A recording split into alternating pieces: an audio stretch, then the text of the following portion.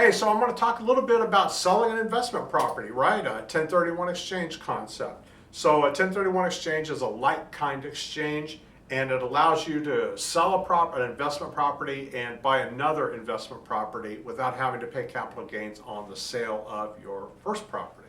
So it's a great way to build wealth, to move up and buy better properties, maybe more properties spread out over a broader area, things like that. So any type of real estate used for business or investment is a like kind.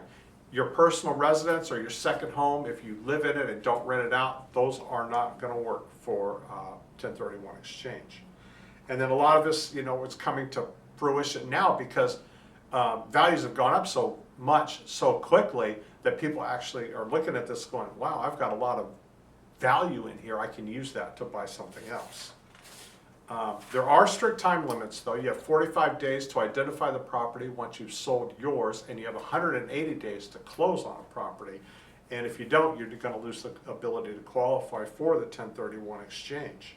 And then also it's a great estate planning tool, because if you've been doing your 1031 exchanges and then you pass away, you might avoid taxes altogether, since the heirs are going to inherit that property at the stepped up basis equal to the value of the time of death.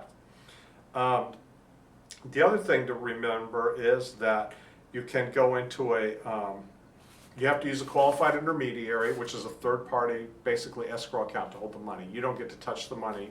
It has to pass without your touching it.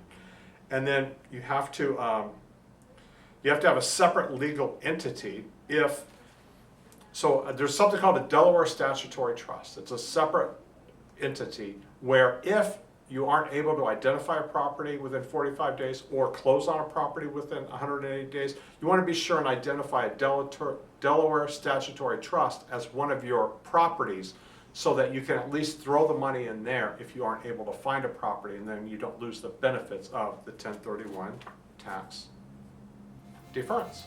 I hope you found that interesting. If you did, please be sure and like the video. I really appreciate it when you do that. Have a great day.